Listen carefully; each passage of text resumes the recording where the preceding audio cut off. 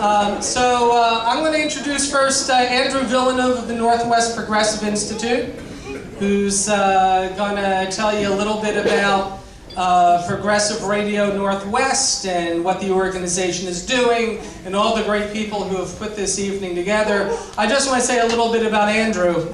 I told you my story about that Horse's Ass initiative. The first person in politics I talked to, one of the first, Andrew, calls me up on the phone out of the blue. He's 16 years old. And Andrew is advising me to drop my initiative because it's interfering with the important work he was doing opposing Tim Eyman. Andrew has been one of the most tireless advocates, that may be the most tireless activist I've known on the left this past decade, and it's been a pleasure and an honor watching him grow into this role and grow his institute. So Andrew Villeneuve, come on up. Good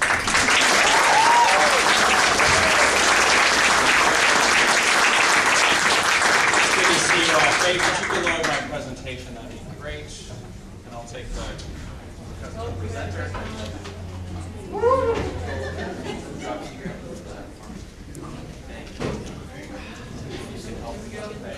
So, for those of you who haven't seen me before, I've been around a while, as Goldie mentioned. We actually go back 11 years. My activism goes back 12 years. And what was really funny about, the winter of 2003, which is, again, 11 years ago, is we at that point didn't know what was going to happen with Eyman. He had done, by that point, I think 4 or 5 years of initiatives, and you may remember that 2002 was the year he got his hand stuck in the cookie jar. Remember? Yeah. When he came out and gave that teary-eyed press conference in Mukilteo and said, "Oh, my ego got the best of me. I don't know what happened. I didn't mean to, but I did," and Well, he got a lot of forgiveness. And that's actually what got me into activism, is that when I was talking to a couple of my friends a week after this happened, and I said, "Isn't it great that Tim Eyman's been exposed finally?" And they said, "Well, actually, we're really disappointed." And I said, "Why?"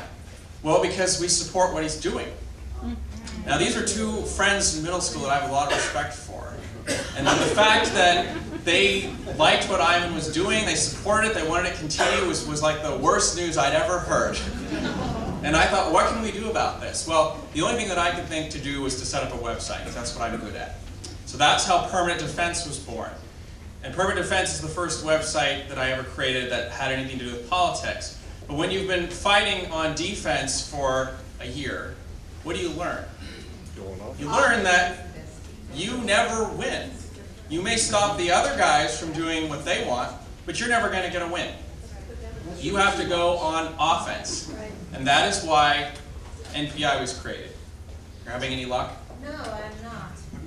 All right, well, hopefully they can help you. So the deal is, for all of us here, this is the beginning of a journey. And the people who put on this event have been working for the last year to figure out what it is they could do to respond to the demise of AM 1090. How many of you were like really super regular listeners? When you lose something that means a lot to you, it hurts, doesn't it? Yeah. You notice what you don't have the minute it's gone. And then it sticks with you for a long time. Breaking Bad. Breaking Bad. So the difficulty for us is that when we lose things like AM 1090, we lose access, we lose reach, we lose the ability to communicate. And that is what we need more of, not less. So this Party On for Progressive Radio is really a groundbreaking event. And the reason it's a groundbreaking event is because you're here. That's why. Because this is no longer 7 or 8 people sitting around a conference table saying, "What can we do?" This is over 100 people here saying, "Let's do something." Yeah.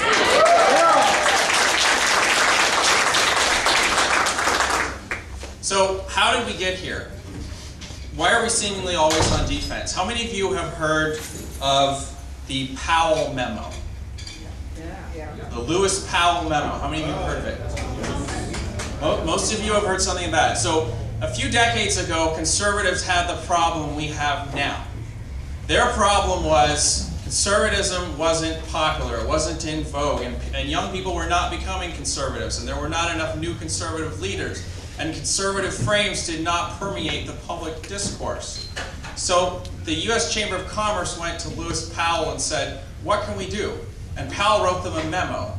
And in that memo, he offered them some advice, and I want to read a short excerpt from that memo. He says, there should be no hesitation to attack the Naders, the Marcuses, and others who seek openly the destruction of the system. There should not be the slightest hesitation to press vigorously forward in all political arenas for support of the enterprise system, nor should there be reluctance to penalize politically those who oppose it. Lessons can be learned from organized labor in this respect. The head of the AFL-CIO may not appeal to businessmen as the most endearing or public-minded of citizens, yet over many years the heads of national labor organizations have done what they were paid to do very effectively. They may not have been beloved, but they have been respected where it counts the most, by politicians, on college campuses, and among the media. So conservatives set out to build what they didn't have. That means think tanks, it means radio stations, television outlets, leadership training institutes. They created institutions on college campuses where young conservatives could learn the craft, become good at going on television and talking in conservative frames. And so what we see today, after 30 years, is the fruits of their labor. They have been very successful. And they have not stopped creating institutions. One after another, they've created institutions. Looks like they figured it out. Good job, guys. I knew you could do it. So that's me speaking at our gala a few months ago. And what is remarkable about our spring fundraising gala, and we have another one coming up in April that I encourage you to go to, is our first gala was an event much like this, where it was the beginning of a journey, where we didn't know how this was going to work. We didn't know how we were going to fund NPI, because most think tanks start with some kind of seed capital. Center for American Progress, how many of you have heard of that? Yeah. That started with some capital. John Podesta was formerly Bill Clinton's chief of staff when he started it. And he started the Center for American Progress with seed money. When I started NPI, I had no seed money. Nothing. No money, no funders, no office, no infrastructure. And it all had to be built. And our first spring fundraising gala was the first time we ever raised any significant amount of money. And it was a group of people much like yourselves in a room sort of this size, and that was the launching pad for something much bigger. So like I said, this is a groundbreaking event, and in the 1960s, the other side had this problem. They asked what they could do about it. They asked Lewis Powell for advice. He wrote a memo. Over the next 30 years, they developed think tanks, their own media outlets, a training apparatus. And we need to build our own infrastructure so that we can communicate our ideas and our values, even if it means starting small. That's what NPI is about. That's what Progressive Radio Northwest is about. Remember, most big companies and nonprofits start small. Amazon started in a garage. So it's okay to start small. We founded NPI, and when I say I mean a group of students at Redmond High School, which is where I'm from. Redmond, go Redmond. And we had an idea. We needed to fill a void. There were not enough tools, not enough resources for progressives like myself. I couldn't figure out how to talk. I was using the phrase tax relief for 2.5 years before I realized it was bad. How many of you have been in that situation where you knew what you wanted to say but you couldn't say it? Or you couldn't tap into something larger that you knew could speak to other people who are not progressives? We need to get outside of our own echo chamber. We need to learn how to communicate with people who do not think like us and convince them that our value system is really their value system. And it is for a lot of people. Our values are popular values. Our values are America's finest traditional values. And we should not forget that.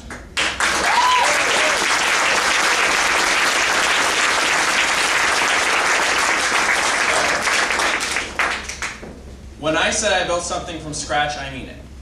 But I had help. Before long, I had a team of people. You see them up there behind me, our board of directors. Rick Hagdahl, who's one of our board of directors, is here. Thank you, Rick, for supporting both NPI and Progressive Radio Northwest. But that is what you're all here to do too, is build the base, the engine that's going to power Progressive Radio Northwest to the next level.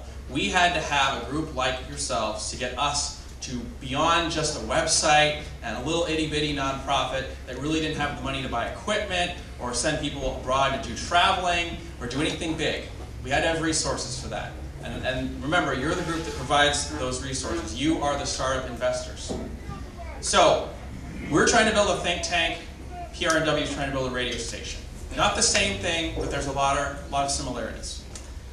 And we have a great team of people who is trying to do everything they can to mobilize as many of you as possible to get our public airwaves to have progressive talk on them once again. I want to introduce the people who are doing this work. Make sure you're all out here, guys. So, where is Julia? Julia, meet Julia.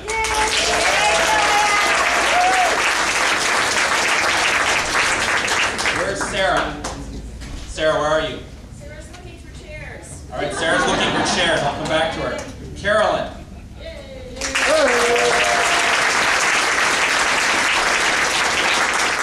Phil.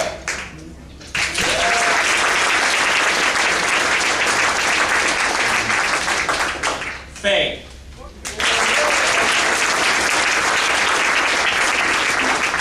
Rennie.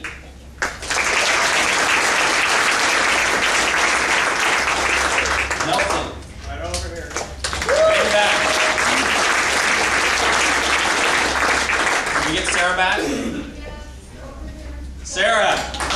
Sarah's back.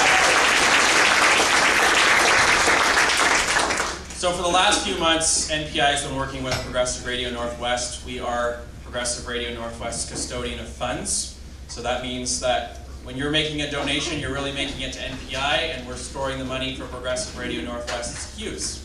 So it's very hard to start an organization without a bank account. I can tell you because I started one. And you have nowhere to put your money. If someone says, I want to give you $100, you'd have to say, I can't take it. So that's bad. You don't ever want to turn down money. Ever. Take it from me. Never turn down money. So we've agreed to act as custodian of funds, and what we're basically doing is making sure that your donations are made available so that we can put on events like this, and hopefully incorporate Progressive Radio Northwest into something, maybe a nonprofit or a B Corp. That remains to be seen. But it's going to be decided with all of your input. So we're happy to do this. We're happy to serve as a bridge because we know how tough it is to build infrastructure. Setting up bank accounts, merchant services, being able to accept credit cards, that all takes a lot of work. Any of you who've ever tried to start something for like your local community club know this. It's just hard work building all that financial infrastructure. So we're happy to provide a bridge and to be there for this team who is working so hard to try to bring back what we need most of all is media that speaks to our progressive values. So I want to tell you that there is an opportunity to learn more about NPI. I don't want to take up too much time because we've got Norman Goldman here. And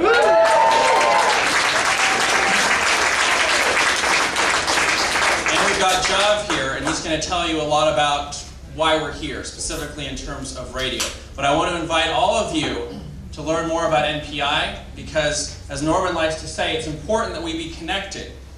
It's very important. We can't miss opportunities to become more connected. So, who here has a mobile phone? All of you should have a mobile phone, right? Take out your mobile phone right now and send a text to this number with your name and email address. You'll get a text back with a link to NPI's website. All right? The website is nwprogressive.org, but the system will, it's NW abbreviated, but the system will send you a link automatically to the website. So just send a text to this number right now with your name and email address. We'll send you a text back, and then we'll send you an email tomorrow with a list of our upcoming events that you can learn more about the work we're doing at NPI. So, what happens next is up to you. If you stay engaged and you continue to support the Progressive Radio Northwest team, I guarantee you this will not be the end. This will not be a one-time thing. This will not be a one-day phenomenon. This will be the start of a journey, but you have to stay engaged. So I invite you, after this event is over, make sure that you continue to stay involved, stay engaged with the Progressive Radio Northwest team, and give them your support because they're going to need it in order to build what we all want to build. So our Save the Union Watch Party is coming up in a couple of weeks. That's our next event. I would invite you all to come and join me. And now I want to turn it to back over to Goldie, but before I do that, I want to leave you with two thoughts. There are two maxims that every activist should live by, in my opinion. One comes from the greatest civil rights leader who ever lived, Mr. Gandhi, and he said, "Be the change you wish to see in the world." We should all keep that in mind. The other is that the famous anthropologist Margaret Mead once said, "Never doubt that a small group of people, thoughtful, committed citizens, can change the world. Indeed, it is the only thing that ever has." So as progressive activists, we can do great things. We just have to believe in each other. Thank you very much, and I hope to see you at an upcoming NPR.